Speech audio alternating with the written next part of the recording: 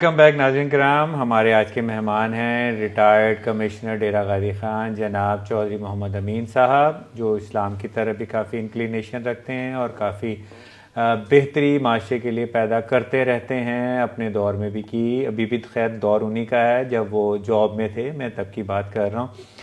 Sir, आज के generation जी जो है वो टेक्नोलॉजी ओरिएंटेड है, टेक्नोलॉजी को पसंद करती है।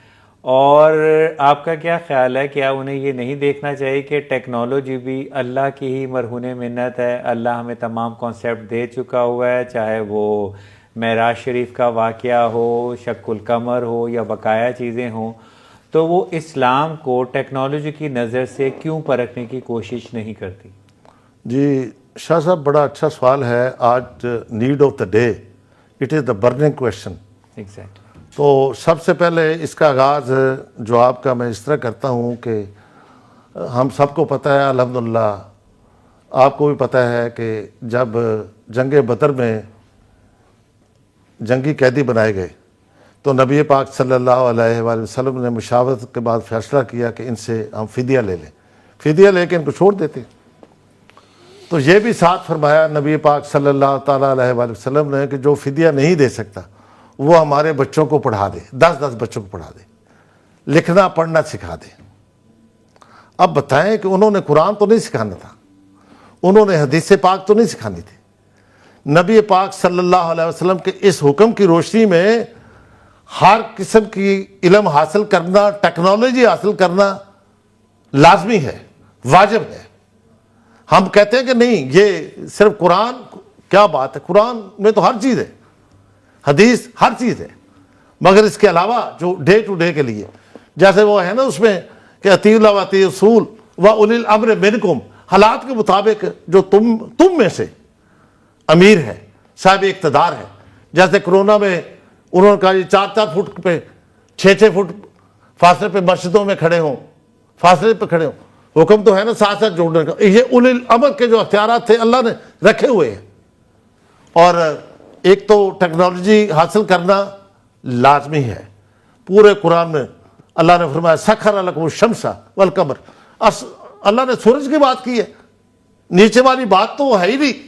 आपको अल्लाह ताला फरिश्तों को कहा सजदा करो, ऊपर ले जाना चाहता है, ऊपर ही रखा हुआ है बड़ी इज्जत से। काफिरों को भी या अय्युहल काफिरून का, कभी उनको ऐसे अलकाब से अल्लाह ने नहीं पुकारा।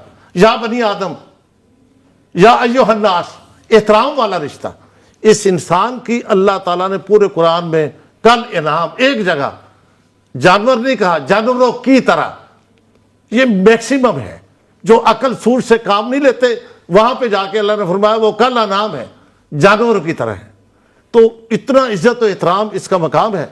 टेक्नोलॉजी, सूरज सखर को शम्सा वल कमर, चांद और सूरज तुम्हारे काम पे लगा दिए, यानी तुम्हारी टारगेट वो है, आपने वहां जाना है।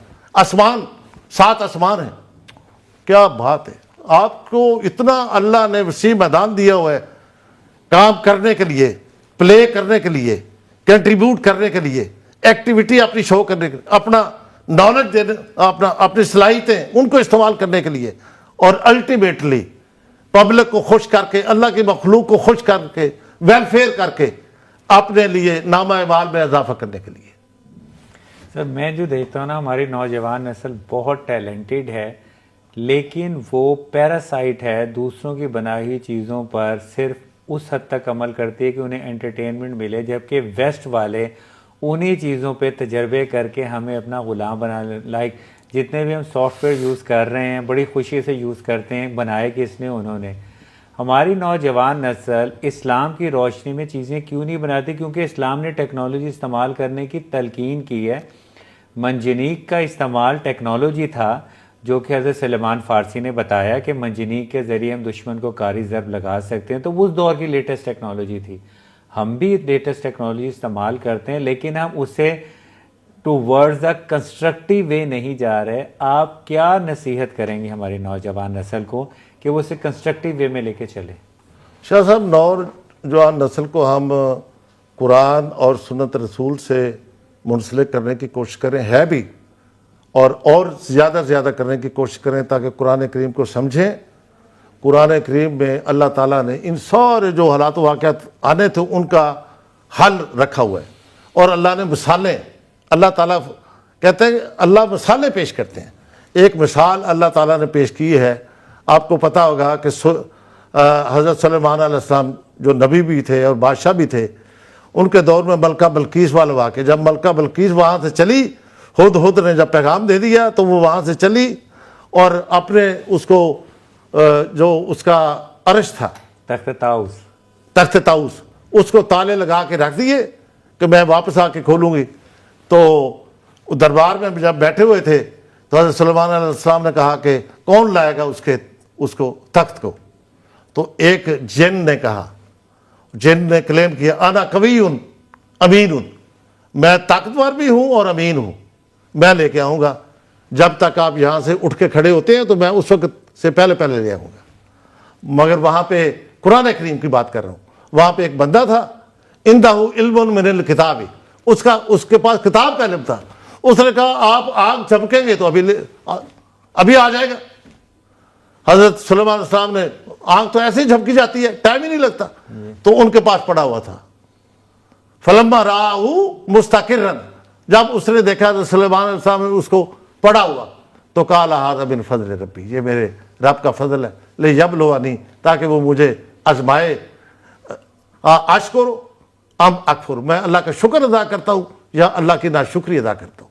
ये टारगेट दिया है अल्लाह करीम ने नौजवान नस्ल को, मुझे, हम सब को, कि टेक्नोलॉजी इतनी हासिल करनी है कि अभी तक मैटर ट्रैवल नहीं हो रहा इस तरह जिस तरह वो हो चुका। वो टारगेट है आपका। इसी तरह गंदम की आपने कि एक बालिया से अल्लाह ताला फरमाते हैं कि जो अल्लाह के रास्ते में कोई खर्च करता है तो उसकी मिसाल ऐसे है, एक दाना, उस दाने से 7 बालियां और हर बाली में 700 दाने, 100 दाने, यानी एक दाने से 700। और ज़री माहिरीन ने उसकी कैलकुलेशन की है, पर एकड़ पैदावार 485-86 मन फी एकड़। क्या कोई ले रहा है? ये मिनिमम टारगेट है आपके कुरान का, आपके अल्लाह का, आपके लिए। नौजवान नस्ल को बताएं कि टेक्नोलॉजी लाजमी हासिल करनी है, मगर कुरान और उसवा हसना की रोशनी में उसको अप्लाई करना है।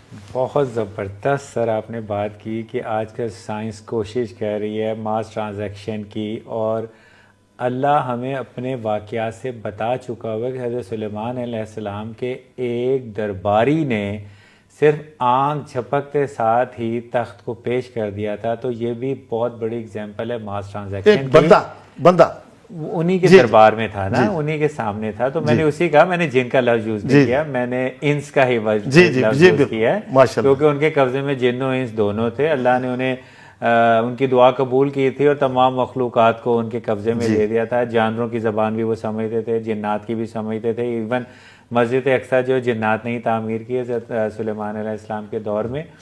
तो ये नौजवान नस्ल के लिए पैगाम है कि टेक्नोलॉजी के अंदर इतना अबूर हासिल कर लें, क्योंकि अल्लाह ने ये पसंद फरमाया है, लेकिन टेक्नोलॉजी का इस्तेमाल कंस्ट्रक्टिव होना चाहिए, डिस्ट्रक्टिव नहीं होना चाहिए, क्योंकि इस्लाम इंसानियत का दर्ज देता है और इंसानियत हमेशा बेहतरी की तरफ लेके जाती है। सर, प्रोग्राम के इख्तिताम में मैं आपसे पता करना चाहूँगा कि आपका यूनिवर्सिटी ऑफ सदर्न पंजाब का एक्सपीरियंस कैसा रहा, और आप हमारी नौजवान नस्ल को और ख़ास तौर पर यूनिवर्सिटी ऑफ सदर्न पंजाब के स्टूडेंट्स को क्या पैगाम देना चाहेंगे? शाह साहब, इस यूनिवर्सिटी से मेरी बेटी ने एमफिल इंग्लिश किया है, समन चौधरी उसका नाम है, और मेरे एक भतीजे ने, समर ने, यहाँ से बीबीए किया है, और अल्हम्दुलिल्लाह अभी भी वो एमफिल कर रहे हैं इवनिंग क्लासेस में इसी यूनिवर्सिटी से। पहले इंस्टीट्यूट था, 2010 से ये शुरू हुआ माशाल्लाह। तो इस इलाके में कोई ऐसा अदारा नहीं था उस वक्त भी, और शायद अब तो और भी आगे, मगर उस वक्त तो कोई अदारा, ये वाद अदारा था जो केटर करता था हायर एजुकेशन को। आप लोगों ने, इस यूनिवर्सिटी ने, इसके वो चेयरमैन साहब ने, वाइस चांसलर ने, रेक्टर्स ने, स्टाफ ने, फैकल्टीज़ ने बहुत काम किया है उन हालात में भी, और अब भी कर रहे हैं माशाल्लाह। हमारी दुआ है कि अल्लाह ताला इनको दिन दुगनी रात चुगनी तरक्की दे, और इसी तरह ये अपडेटेड नॉलेज दे रहे हैं, इसी तरह अपडेटेड नॉलेज बच्चों को देते रहें, हमारी नौजवान नस्ल को। बहुत शुक्रिया सर, आप अपना वक्त निकाल के हमारे प्रोग्राम में तशरीफ़ लाए। मैं उम्मीद करता हूं कि आपकी बातों से हमारी नौजवान नस्ल बहुत पॉजिटिव वे के अंदर सोचते हुए अपनी ज़िंदगियों में बेहतरी पैदा करने की कोशिश करेंगे। नाज़रीन किराम, आज के प्रोग्राम का वक्त ख़त्म हुआ चाहता है। अगले एपिसोड में एक और मेहमान के साथ हाजिर खिदमत होंगे। तब तक अपना बहुत ज़्यादा ख्याल रखिएगा।